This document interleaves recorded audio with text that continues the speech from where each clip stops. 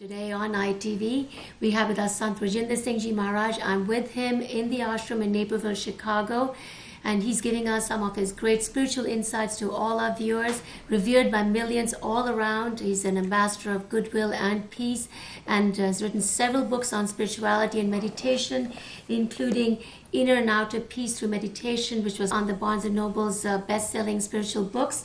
Empowering Your Soul Through Meditation, another great read. And this latest book is Spiritual Pearls. It's a great book of stories, enchanting stories, how you can actually get on this road, the journey to God. And today, of course, Maharajji will be telling our ITV viewers a lot about how we can actually connect to our higher self. Thank you, Maharajji, for giving us your time. It's very nice to be here on this program. And I hope and pray that your viewers have an opportunity to look at life from another point of view.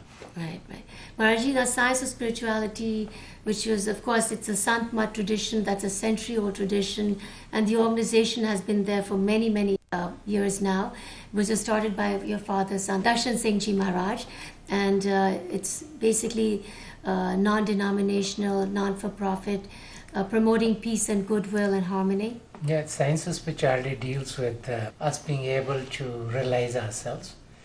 We feel that spirituality is the mother of all sciences, and that's why the name. Most people think of spirituality as being as something which is very abstract, but we believe it's repeatable, and we believe that by being able to go within, we can connect with the divine power within, and as we connect with the divine power within, we are able then to see the oneness, the thread which is connecting all of us. And as we experience the thread that connects all of us, we realize we're a part of God, we're all one and the same. And that's what brings peace and happiness and harmony into our lives.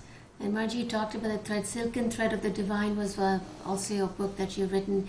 But how to connect to this thread, this divine current. Some people might think, meditation is not for me, I'm too much of a karma yogi, I can't sit still, my mind wanders all over. So what would you tell those people? Meditation is a means by which we truly can experience who we are. Right now what is happening is we live at the level of our physical senses, a sense of sight, a sense of hearing, a sense of smell, a sense of taste, and a sense of touch. And through these physical senses, our attention, which is the outer expression of our soul, which is our real self, is going out into the world. And so we just think of this world to be real and everything that is happening in this world to be real, and forget that there are regions after regions of existence. The physical body that we generally think is our true self is temporary. We live for 50, 60, 80 or 100 years, but one day physically we'll all pass. And so as we go within, we then are able to connect with our soul, our spirit. As we rise above physical body consciousness, we experience ourselves in a new realm, a realm of love, a realm of light. And as that experience comes to us, we find that everything in our life starts to get better and better and better. And so meditation is nothing more than when we were kids, our parents would tell us, sit down and be still. As kids, we're always running around, we're doing this thing and this thing and this thing. So meditation is nothing more than sit down and be still. Because the process is like we generally sit to meditate, and we still the body and still the mind. So those who can sit and still the body and still the mind can all meditate.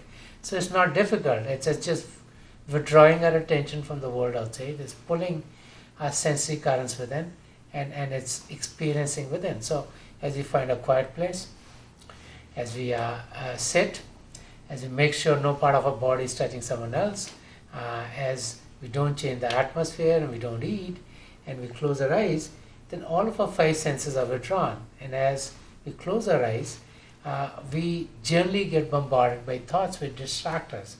And so to be able to keep our focus on the spiritual journey, we have our mind be focused on God.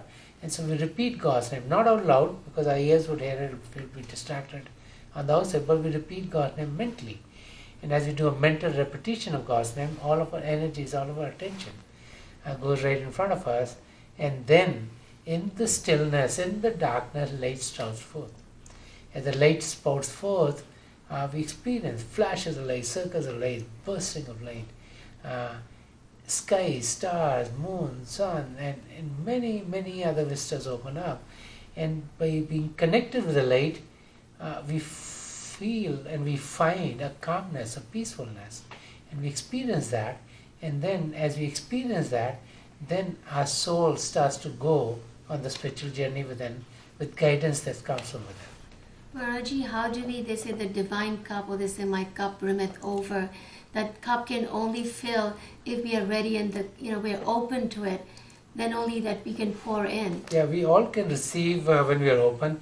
Let's say water comes from a water pipe. If our cup is below it, we'll get it. Right. And if it's upside down, the water is going to flow over. So we need to be receptive. One of the great criteria of going on the spiritual journey is receptivity to the will of the Lord. And so what does that mean? First, realizing that there is God, there's a higher power, realizing we are a part of God, and then realizing that we might be the most educated person in the world, we might be the most intelligent person in the world. That our knowledge is still limited. If we don't realize that our knowledge is limited, then we can't gain anything. And so as we find ourselves as an open cup, then the divine nectar can flow into us and fill us to the brim and overflow. Maharajji, technology is a reflection of our intelligence, our intellect, and we can send people to the Mars, to the moon, yet wisdom is lacking in most of us. How do we cultivate wisdom? Wisdom is much different than knowledge. Right. Knowledge can be gained by, let's say, studying, by reading, by knowing about the encyclopedia, by knowing about current affairs, by knowing about history, we can gain knowledge. But wisdom comes from clarity of vision. If our vision is clear, then we will be wise. Unfortunately, for most people, our vision is not clear. Instead of having a 20/20 vision, many of us have 20 by 200 vision. So everything is hazy. We don't know what the reality is. We don't know what our connection with God is. Many people don't even feel the existence of God. Many people can't experience God. And so we think, oh, this is from the old times, and we don't believe in it. But as our vision is clarified and as we start to experience the hand of the Lord in each and every activity that we're involved in, then the clarity of vision happens. And as the clarity of vision happens, wisdom will come in. And so what is true wisdom? Kabir Sahib has said, he says, Adi Saki Kabir ki कोट ग्रंथ का सार, सत्य नाम जग झूठ है, सुरत शब्द संभाल. He's saying that I am telling you in half a line what all scriptures, like thousands and thousands of scriptures will tell you. He said, Sat Nam, what is true is the Nam or the Shabd or the holy word or the light and sound of God. And Jag Jhoot hai, this world is all an illusion. And so those who focus in this illusionary world are never going to be able to experience the reality that there is. As we look at the life of the great saints and mystics, they've all exhorted us to go within. They all talk about experiencing God within ourselves. They all say things like what Guru Arjan Dev Ji Maharaj said. He said, Sab kich ghar mein, bahar nahi, bahar tole so bharam bola. He's saying everything that we want is within ourselves and nothing is on the outside. He said those who focus their attention on the world outside are living in a world of illusion. And so the key is to go within ourselves. And how do we go within ourselves? As the single or third eye is open. This is the gateway into the inner spiritual region. This is the gateway by which we can experience who we are. This is the gateway of rising above physical body consciousness. And so as we go within, then the clarity of our vision will happen, and then we'll become truly wise, because we will know that there is God. We will know who we are. What is self-realization is realizing we're not the body, we're not the mind, we're not the intellect, but we are soul. As we realize we are soul, we'll find that the soul can take a journey to God. There is a connection between us and God, and as we go on the spiritual journey, then we truly become wise, because we've then solved the mystery of life and death. Maharajji, they say truth is self-evident, truth will set us free, and you just mentioned Satya has Satnam, and yet if we cannot experience it, we will never know what truth is. To experience truth, we need to go within ourselves. See, if we live only on the periphery, we'll never be able to experience what truth is. Okay? So for us, as long as we focus all of our attention at the level of our physical senses, then all we experience is the world on the outside.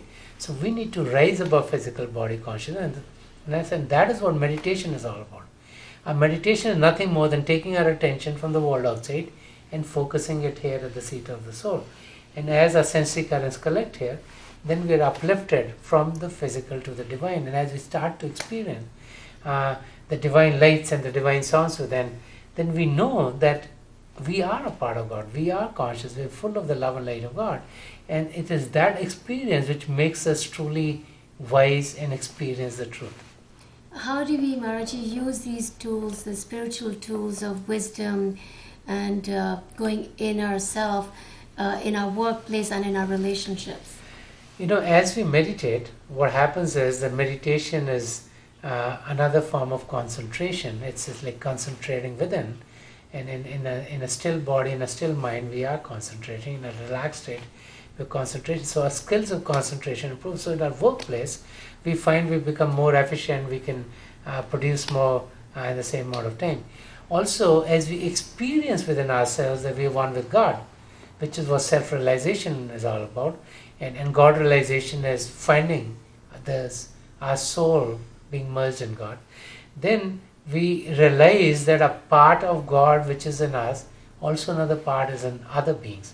And so when we look at them, we are not looking at others, we are looking at a reflection of our own. And so we are very loving and caring towards them. When you go to a place of worship, you behave very sweetly and nicely.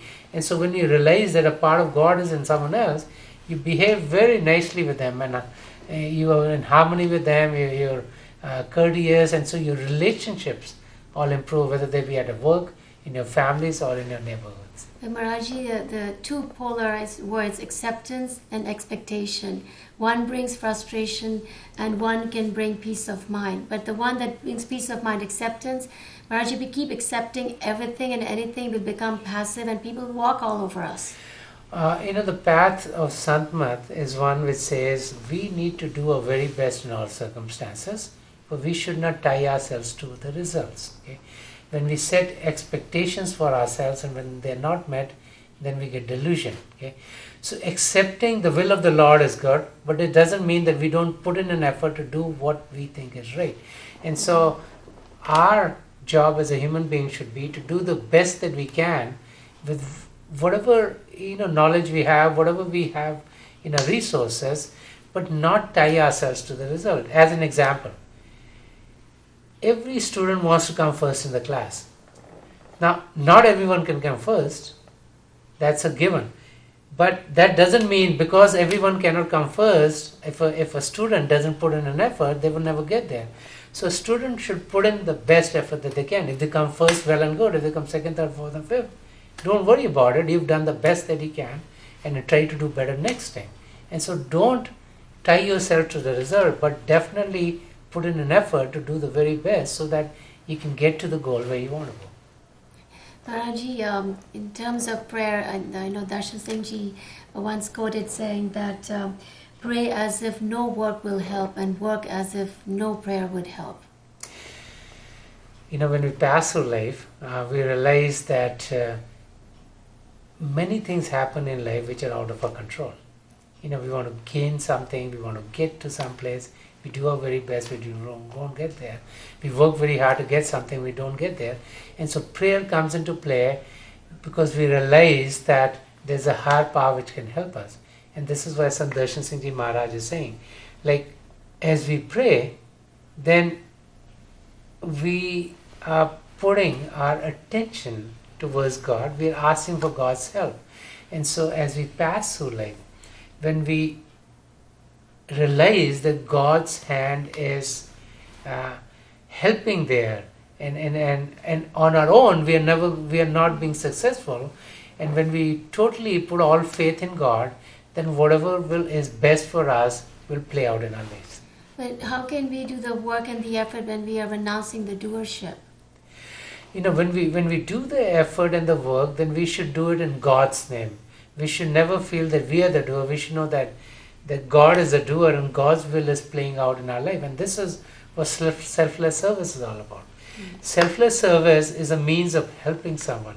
Now, if we think we are the doers or we are the ones who are helping, then we never gain. But if we say it's God's which is playing out through us, who's providing the helping hand, then the gains that will come to us will be tremendous. So we never want to be the doer. We want the Lord to be the doer, but we become the conduit through which help goes from us to others. But can we feel a sense of fulfillment doing Nishkam Seva? When we help someone, we definitely feel a sense of fulfillment, and that sense of fulfillment is okay to have, because as help goes from us to others, we should be very careful that we're not expecting any results for ourselves, because it is when we start to expect gains for ourselves because we've helped someone, then that help is nullified.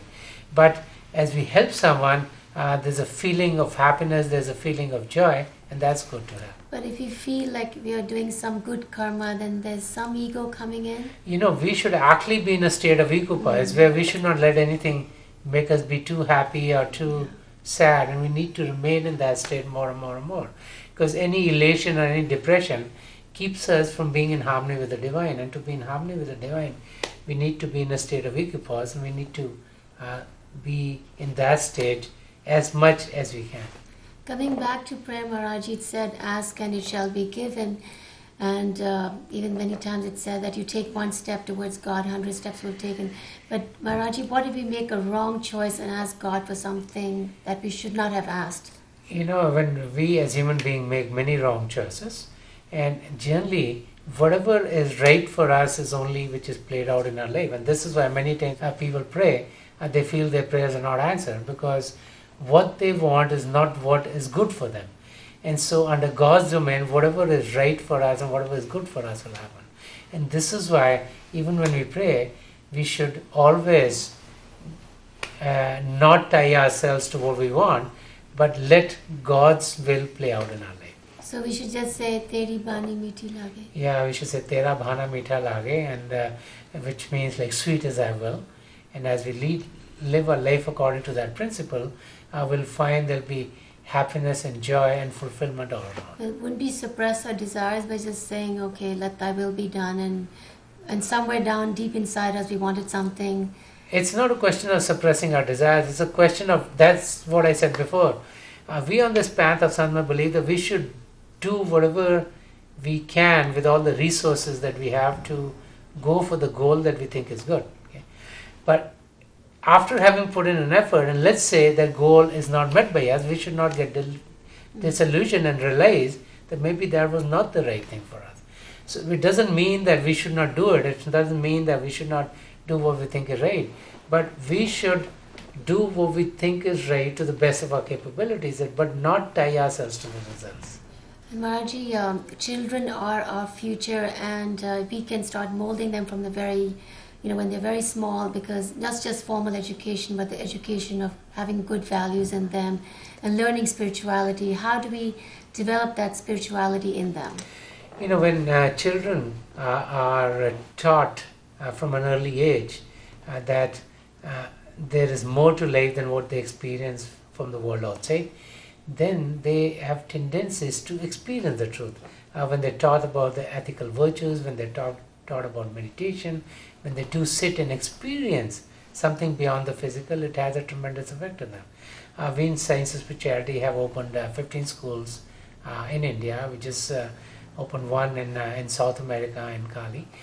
where along with our educational curriculum, we have one period which is spent in ethical virtues and in meditation, a period in which children from a young age recognize our connection with God, in which they can experience our connection with God. And we are finding that the concentration of the kids is much better, their relationship skills are better, their conflicts are resolved much quickly, and the atmosphere in the kids at school and in their homes is getting better and better. So as children learn and experience their connection with God, their life starts to be lived in a manner in which they are happier, they are joyous, and they are peaceful, and they are calm. So we can teach them the 2 P's, the patience and perseverance, to get to the power of God. We definitely can guide them. We definitely can provide them with mechanisms so that they can experience the Lord. We definitely can train them from an early age so that they learn the techniques to go within, so that as they connect with the divine power within, a transformation in their lives will happen automatically. Lastly, Maharajji, your message to our viewers. I pray that their lives are going to be loving and joyous, and I pray that their attention on God would be intensified. Thank you very much, Maharajji. It's always an honor and a privilege to talk to you, and with your spiritual pearls, I'm sure our viewers will really benefit in their lives. And we want to thank you once again. Thank you.